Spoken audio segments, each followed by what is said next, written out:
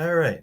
So I actually posted a video a couple weeks ago about comparing Germany's constitution to the U.S. Constitution, and I really want to kind of elaborate on this Article 1 of German's constitution and how that really resonates me and makes me really respect Germany for its history and how it's come a long way and how it became the champion really of human rights in the West.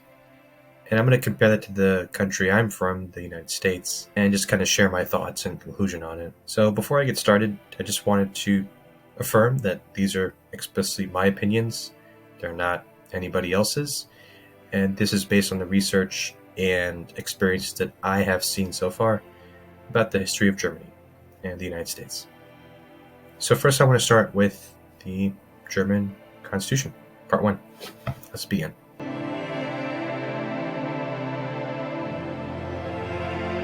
Artikel 1. Die Würde des Menschen ist unantastbar.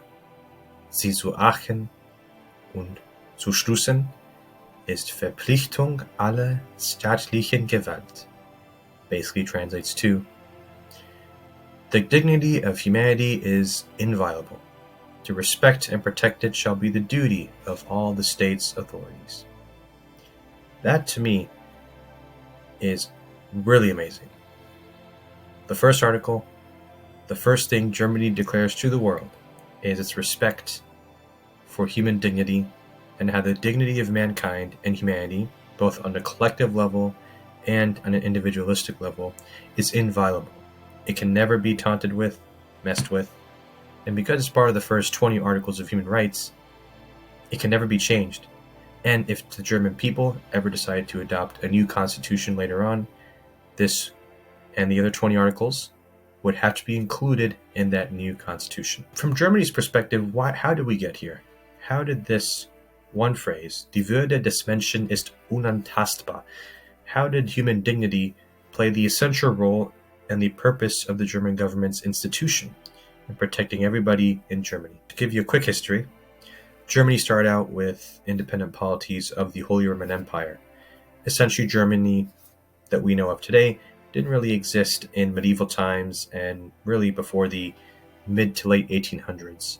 Germany was a collection of individual countries and kingdoms and towns and villages, which each people having their own unique dialect, their ways of life, their tradition, their cultures, and their customs. Really the only thing that united Germany for the longest time, back in its Middle Ages and Ancient Ages, was religion. Germany was part of the Holy Roman Empire, and much of the Romans had a lot of conflict with the Germanic tribes of the north, and you can see from a map kind of how Germany's kind of cut in half during that time, with the southern part of Germany being influenced by the Romans, and the northern part was the Germanic pagan tribes.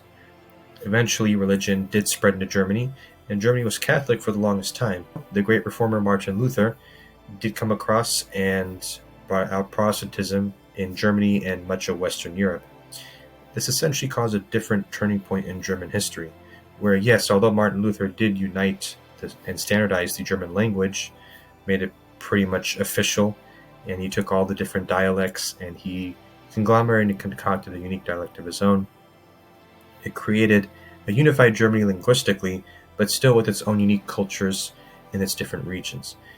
And because Protestantism split from the Catholic Church, it resulted in a lot of bloody genocides, murders, and unnecessary killings of not only Protestants and Catholics, but also other minorities in Germany, including the Jews and other people who were against the German state. So essentially, this resulted in the 30 Years' War, which resulted in the death of 4.5 to 8 million people dead as a result of the actions of Germany during that time. You then had later on in history, after the Protestant Reformation, where things were kind of settled, still deeply religiously divided between the northern Protestant area of Germany and the southern Catholic part. You had Otto von Bismarck, who effectively united Germany into one big German country and unified empire, essentially. So instead of having these small kingdom states of Bavaria and Baden-Württemberg and the Rhinelands and essentially all these states, it became the one and only German Empire that was ruled under a Kaiser, with Germany basically having a monarch and a king. There are still a lot of tensions and violence and intolerance, and because Germany was really influenced by religion, and the king was really the predecessor of what was the Holy Roman Empire in Germany, there was still a lot of persecution, intolerance, and violence towards those minorities that were not subscribed to the German faith or living in mainstream German society. So as a result, you had this segregation of these smaller minority groups within Germany not really assimilating into the culture and to the mainstream religion that Germany was. Once the First World War started coming around, though, when Germany entered with the Ottoman Empire and Austro-Hungary as its allies, it essentially saw the death of another 2 million people. After the First World War, you essentially have this experiment where Germany created its own democracy. Germany tried to introduce democracy to its country after the fall of the First World War, and the monarchy was overthrown, and the Kaiser basically retreated to the Netherlands, hoping one day that Germany would join as a kingdom under a king. So during the Weimar Republic, this was actually the Renaissance period of Germany, and kind of like how the US had the 1920s, the Roaring Twenties, the Weimar Republic really was this new generation of degeneratism, liberalism, and for the time being, during that point in history, Germany was the most liberal place on planet Earth, more so than the United States.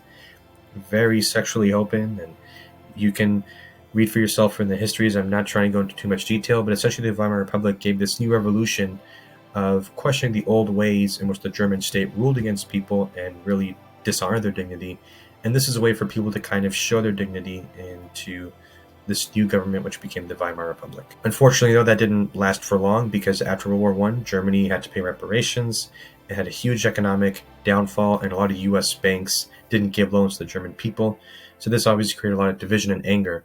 You even had split between certain parties in Germany, like the Communist Party and the Nationalist People's Party, and those people who were loyal to the Kaiser. So you had a disunited Germany during a very fragile time in which the Weimar Republic was trying to kind of address and calm down that political tension that was really the aftermath of the First World War in Germany.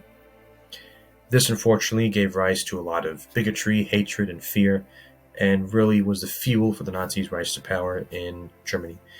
Hitler used this to his advantage in gaining the masses to answer all the problems that the Germans were facing and really pinpointing it on the Jews and a lot of other minorities that were persecuted at this time. And once he did get into power, because he used emergency powers in the Weimar Republic and never revoked them shortly after, this gave him, over time, a complete control of the German state. And it's because of these emergency powers in the Weimar Republic's constitution that essentially resulted in the ultimate collapse of practical democracy in Germany, and it was now under a dictatorship. And during the Nazi regime, they had certain people called the Untermensch, the degenerates from the Weimar Republic, obviously the Jewish people, homosexuals, people with genetic disabilities and health disabilities, and also captured prisoners of war. These were essentially subhuman people who had no dignity at all and were treated worse than animals. And you can just go to the history pages and see the way they were treated in these prisons and concentration camps, and essentially had no oversight,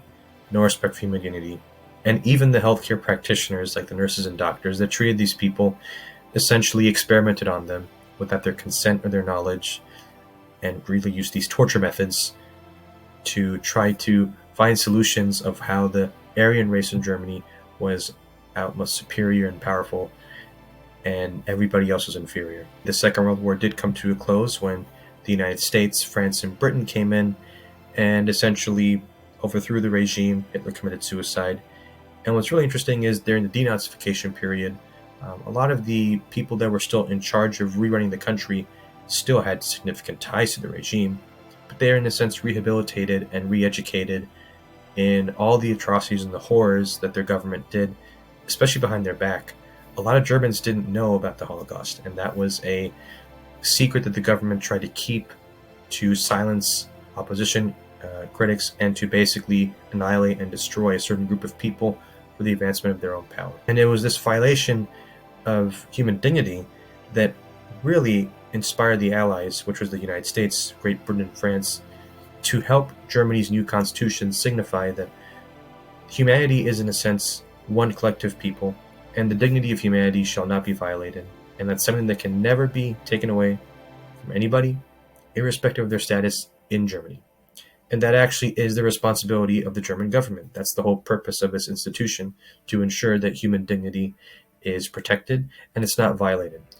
Because throughout history, as I'm trying to tell you, Germany has had a constant violation of human dignity from its inception, from the religious wars to the Protestant Reformation to the First and Second World Wars, and up until the present day. But thankfully, after World War II, there hasn't been that much human dignity violations in Germany. Whenever I read this first article, that human dignity is inviolable, and every state member in the German government is supposed to honor this and is supposed to carry this out and to respect it, that says to me that Germany has come a very long way from its discriminatory, racist, and elitist practices to now becoming a beacon of human rights and protecting individual dignity, regardless of that person's status. In a sense, it became a monster, and it is now the hero. Germany still doesn't forget its past, and it's important to never forget the past, because those same mistakes can end up happening again, and you can end up with another regime in the future that violates human dignity. So I hope that essentially gives you a breakdown on why this was the very first thing Germany put in its constitution. And now I want to go to the United States. So let's transition. Part 2.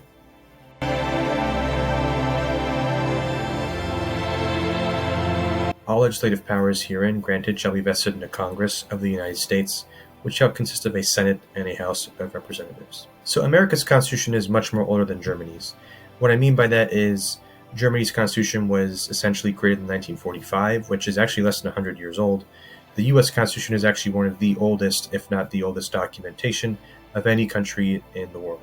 So a lot of these nation states and republics that had their constitutions came after the United States. So 1787 was when the United States declared independence, and the very oldest continuous existing constitution to date. Now, America's Constitution hasn't changed at all since 1992, which was when the last amendment was approved by Congress and ratified by the states. And ever since that ratification, throughout the United States' history of being only 249 years old, it's only been amended 15 times. 27 total, 10 of them came at once, which were the Bill of Rights, and then 2 of them essentially cancel each other out, which were the alcohol amendments, the 18th and 21st Amendment on the Prohibition. So the reality is if you look at it from a logistical standpoint, throughout the almost 249 years of the United States' existence, it's only been amended like 15 times, which it's super rare. It's almost like once in every other generation, if that. And regarding the U.S. history and how it became a country, obviously it started out as a British colony under the colonial influence of the British Crown. You have the 13 original colonies. When the U.S. basically got independence from the United Kingdom, it essentially wasn't a unified country in the sense that it is today. The first couple years after independence, they were essentially independent countries. So the U.S. was essentially a confederation, where you had the states acting as independent countries with little to no power of a centralized government, which is why they had the Articles of Confederation, and then they figured out that it's not going to be very practical. So then they ended up with the current constitution that we have today. And what's really surprising to me is the words human dignity, or any of its translation thereof, is not mentioned even once in the U.S. Constitution.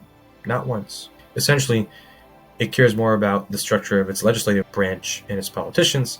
It doesn't even mention human dignity at all, or human rights. And actually, in the original U.S. Constitution, before the Bill of Rights were added, nothing about human rights is added at all. It just describes how the government's going to be structured and who's going to get what when it comes to power and checks and balances and the official bureaucratic administrative makeup of the government. America had a very nasty history too, just like Germany. It has wiped out 90% of the Native American population in the whole continent. If that's not genocide of its own, I don't know what is. It also had slavery, which was one of the very last countries in the Western world to abolish civilly, but then it reinstated slavery back into the United States Constitution as criminal punishment. And yes, slavery still exists in the United States as a form of punishment for a crime under the 13th Amendment's Exceptions Clause, which purposefully the U.S. government didn't want people to believe slavery was still legal, so that's why they kept it under the rugs, and even to this day the public doesn't know that slavery still exists. Then you had the drug wars, the crime bill, the justice system has been super overwhelmingly populated, and it created essentially this unequal divide. And then you had the Civil Rights Act, and then you had minorities in the U.S. trying to get suffrage and women's suffrage and everything, and all these came super late. And even to this day, under Trump's administration, a lot of these rights are being stripped away, and now we're going back to the United States that was basically an exclusive club only reserved for those who are wealthy, who are rich, or who are born into a specific status or are white. And it continues to be ignorant of this false notion that it's the best country in the world and it has the best rights and it's better to live in the United States. And yet it doesn't even mention anything about human dignity and how it's the government's job, everybody in the government from the highest level to the lowest, to protect your human dignity regardless of your status. So by default, by not mentioning anything about human dignity, again, the Constitution of the U.S. doesn't mention human dignity once. It doesn't recognize it. So I hope that kind of give you a comparison of Germany's kind of perspective on human dignity and how that's the first thing in its Constitution versus the United States' first section of the Constitution. So I want to give you my conclusion on these things and how this relates to me. So part 3.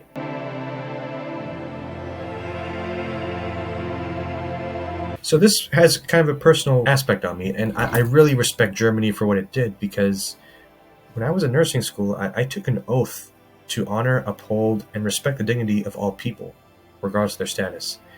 I am proud to be someone's caregiver when in a time their dignity is lessened, it's mitigated, and it's my job to raise that dignity and make sure they're aware of it and see what I can do to help them, irrespective of their status, whether they are a person that was a prisoner, which I've dealt with, or the CEO of a major powerful group, which I also helped out. When you're in the hospital, when you're sick, everybody's at the same level. And then it just becomes a matter of preserving your dignity. And I try to resonate this like, okay, how does this relate with the country I was brought up in and the teachings I was raised in?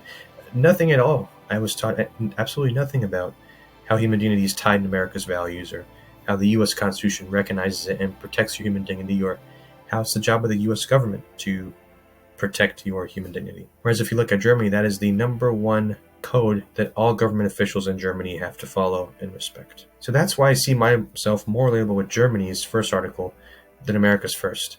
Humanity's dignity, collective and individual, over the structure of the political branch. So the main thesis here is essentially that the first impressions matter. You've probably heard that saying. Things that are added first to a document of power highlights to people what the main objectives of the country are.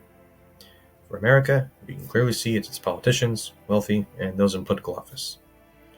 For Germany, it's humanity, in recognizing its mistakes and making a promise to never go back to what it was before. The U.S. can still try to amend and officially honor this individual dignity, but given the divide of the country and the impossibility of the length it takes to amend the U.S. Constitution, it's practically impossible in the current timeline. I really respect Germany, and it makes me proud in the sense that out of everything they've gone through, their whole history, they respect human dignity, and it's inviolable. It's a forever right. It can never be taken away. It has to be added, even if it's a new constitution is written from scratch. And it's the duty of all the state authorities in Germany to protect it, versus the United States, which talks about how the Congress can be divided up. Many thanks, and cheers.